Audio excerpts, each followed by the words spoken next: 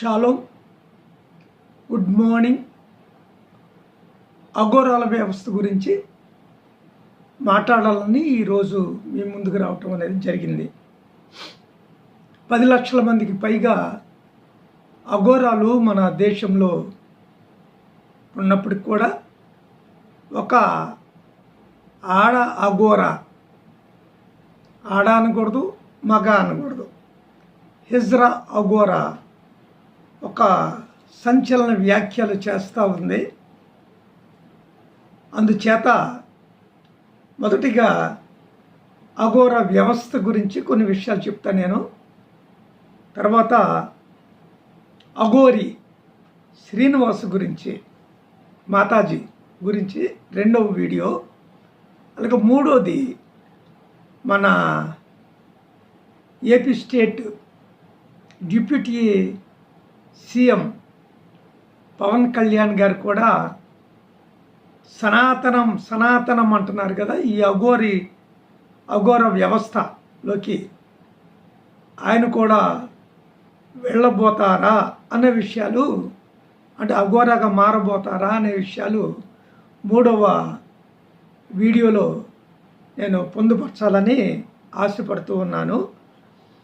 ఇప్పుడు అఘోరా వ్యవస్థ గురించి కొద్ది నిమిషాలు మీతో ముచ్చటిస్తా. అసలు అఘోరా వ్యవస్థ అంటే ఏంటి, దాన్ని ఎవరు స్థాపించారు, ఎప్పుడు స్థాపించారు, దాది ఉండే లక్షణాలు ఏంటి వాళ్ళకి, ఆ విషయాలన్నీ కూడా కొన్ని క్లుప్తంగా, పెద్ద వీడియో అయితే చూడరు కనుక కొన్ని విషయాలు మాత్రం మీకు తెలియజేస్తాను.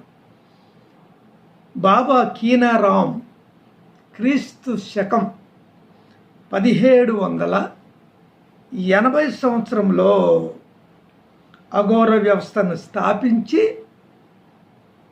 అవధూత గీత అనే ఒక పుస్తకాన్ని రాశారు. భగవద్గీత ఉంది కదా, అటువంటిదే ఒకటే. ఏంటి అంటే అవధూత గీత అనే ఒక పుస్తకం. ఆ పుస్తకాన్ని ఎలా రాశారు, తన సొంత ఉద్దేశాలతో రాశారంటే కాదు, లార్డ్ దత్తాత్రేయ చెప్పారంట ఆయనకి కొన్ని విషయాలు, స్వయంగా చెప్పారట. ఏవైతే చెప్పాడో వాటినే బాబా కీనారాం రాశాడని అఘోరాల యొక్క నమ్మకం. అఘోరాలు 5 నియమాల్ని కలిగి ఉంటారు. 5 నియమాలు ఏంటి అంటే కోపం, అత్యాశ, ఈర్ష్య, భయం, కామం. ఈ 5 కోరికలను వాళ్ళు విసర్జించాలి. ఒక విధంగా చెప్పాలంటే భగవద్గీతలో చెప్పినట్లుగా కామ, క్రోధ, మద, మోహ, మాత్సర్యాలు. కామ, క్రోధ, లోభ, మద, మాత్సర్యాలు, ఈ 5 లేకుండా ఉండాలన్నమాట. ఈ 5 ఉండకూడదు. అలాగా కొన్ని సంవత్సరాల పాటు హిమాలయ పర్వతాల్లో కూర్చొని అక్కడ ఒక గురువు ద్వారా ఆ సన్యాసత్వాన్ని తీసుకోవాలి. ఇది చాలా కఠోరమైన దీక్ష. ఎందుకంటే ఈ అఘోరాలు శరీరం మీద వస్త్రాలు ధరించుకుండగా శ్మశానంలో ఉంటున్న, అంటే మనుష్యులను కాల్చిన బూడిద, ఆ బూడిదను శరీరానికి రాసుకొని వాళ్ళు తల వెంట్రుకలు పెంచుకొని చాలా చూడటానికి భయంకరంగా కనిపిస్తూ ఉంటారు. నిత్యమైన వారి యొక్క ఆహారం ఏంటో తెలుసా, శవాలను తినడం. గంగా నదిలో కొట్టుకొచ్చిన శవాలను కాల్చుకొని తింటారు. రెండవదిగా ఎవరైనా చచ్చిపోయినప్పుడు వారిని తీసుకొచ్చి గంగానది ఒడ్డున తగలబెడతా ఉంటారు. తగలబెట్టే వాటిని సగం తగలాడిన తర్వాత వాడు తగలబెట్టినోడు వెళ్ళిపోతాడు. ఆ శవాన్ని తెచ్చుకొని వాళ్ళకి కావలసినంత తినేసి వాళ్ళు ఆ విధంగా ఉంటారు. అయితే నరమాంసము తింటున్నారు కదా అని చెప్పి వీళ్ళు నరమాంస భక్షకులు కాదు. అంటే మనుషులు చంపుకు తినరు, చనిపోయిన మానవ శరీరాలను తింటారు వీళ్ళు. ఇది వీరి యొక్క ఆహారం. భయంకరమైన ఆహృతి కలిగి ఉంటారు.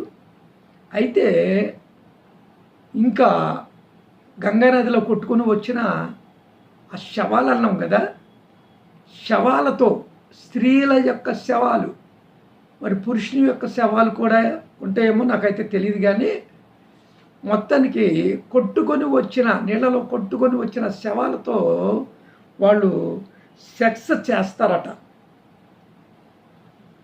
మరి ఒక విషయం ఏంటంటే,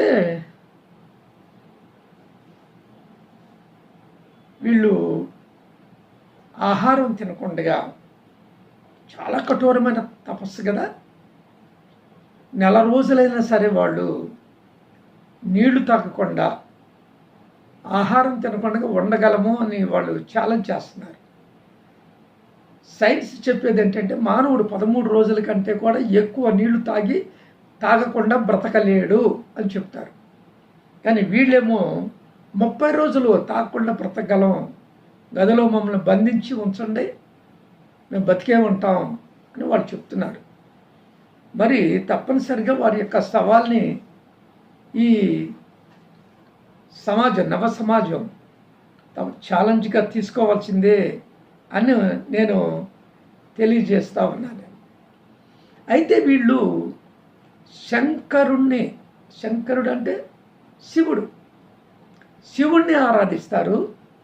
శివుడు ఏ విధంగా శ్మశానంలో ఉంటాడో, బూడిద రాసుకొని ఉంటాడో, అదే విధంగా వీళ్ళు కూడా బూడిద రాసుకొని ఉంటారు. మరొక విషయం ఏంటంటే, శంకరుడు వస్త్రాన్ని ధరిస్తాడు, చర్మపు వస్త్రం ధరిస్తాడు కదా. వారేమంటారంటే ఆయనకు చర్మపు వస్త్రము ఉండదు, ఏముండదు, మేము ఎలాగైతే దిగంబరంగా ఉన్నామో శివుడు కూడా అదే విధంగా దిగంబరంగా ఉంటాడు అని తెలియజేస్తున్నారు. మరొక విషయం ఏంటంటే, ఋషుల యొక్క భార్యల దగ్గరికి వెళ్ళాడట శివుడు. వెళ్ళి నాట్యం చేస్తూ ఉండగా ఆ స్త్రీలు పారిపోతూ ఉన్నారు, భయమేసి పారిపోతూ ఉంటే అప్పుడు భర్తలు ఎదురొస్తున్నారు. అడవిలోకి వెళ్ళి కట్టెలు ఏరుకొని వస్తున్నారు, వంట చేసుకోవటానికి కట్టెలు అన్నమాట. అంటే తపస్సు చేసుకొని ఇంటికి తిరిగి వస్తూ కట్టెలు ఏరుకొని వస్తున్నారు.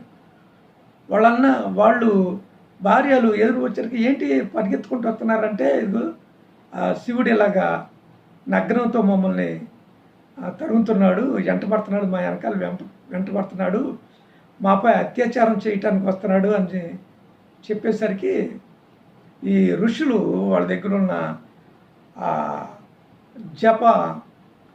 జలం ఉంది కదా, ఆ నీళ్లు దాని మీద జల్లేసరికి అది ఊడిపోయిందంట. నిన్ననే ఈ హ్యానీ జాన్సన్ పెట్టిన ఒక వీడియో చూసా.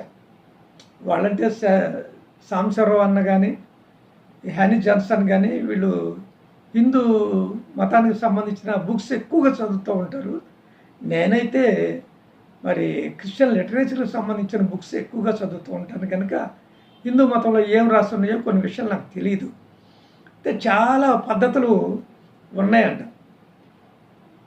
ఆయనే ఓడపీకేసుకున్నాడు అని కొన్ని చోట, లేదు ఈ స్త్రీలే ఆయనది కోసేశారు అని ఒక చోట ఒక ఆయన రాసిన గ్రంథంలో, ఈ శపించినప్పుడు ఆ లింగం తెగిపోయింది, అది ముల్లోకాలను దహించేస్తుందని దాని మీద ఏదో ఒక చిన్న వీడియో ఫిల్మ్ కూడా చేశాడు హ్యానీ జాన్సన్. అలాగా పలు రకాలుగా చెప్తూ ఉంటారు అన్నమాట. ఆ విధంగా శివుడికి ఒకవేళ ఆ జంతు చర్మం కూడా ఉండలేదేమో అని నేను భావిస్తున్నా. ఆయనకి జంతు చర్మం ఉన్నట్లయితే అఘోరాలు కూడా తప్పనిసరిగా జంతు చర్మాలు ధరించి తిరుగుతూ ఉండాలి. శివలింగాన్ని చేతిలో ధరించుకొని తిరిగేటప్పుడు జంతు చర్మం ఎందుకు ఉండదో మనం ఆలోచన చేయాలి. ఏదైనా సరే హేతుబద్ధంగా మనం ఆలోచన చేయాల్సిందే. డీప్గా రీసెర్చ్ చేయాలి దాని మీద మనం. ఎందుకు లేదు, ఎందుకు ఉంది, కారణం ఏంటి అన్న విషయాలన్నీ కూడా మనం ఆలోచనలు చేస్తే అప్పుడు దాని యొక్క ఆన్సర్స్ వస్తూ ఉంటాయి. లేకపోతే గుడ్డెద్దెల్లి చేలో పడ్డింది అన్నట్టు రకరకాల భావాలు వస్తూ ఉంటాయి. నేను తలంచేది ఏంటంటే అఘోరాలకి సరైన నాలెడ్జ్ ఉండదని నేను భావిస్తున్నాను. ఏది ఏమైనప్పుడు కూడా అఘోర వ్యవస్థ భారతదేశంలో హిందూ మతం తరపున సనాతనం అంటారు. అసలు సనాతన మతం హిందూ మతం కానే కాదు. అసలు ఆర్యులు భారతదేశానికి వచ్చేటప్పుడు హిందూ మతం అనేది ఇండియాలో లేనే లేదు. అందుకని హిందూ మతానికి 1000 సంవత్సరాల చరిత్ర కూడా ఇండియాలో లేదు. 1000 సంవత్సరాల క్రితం కట్టించిన ఈ దేవాలయాలు చూపించమన్నాడు ఎక్కడైనా సరే ఇండియాలో ఉన్నాయేమో, లేనే లేవు.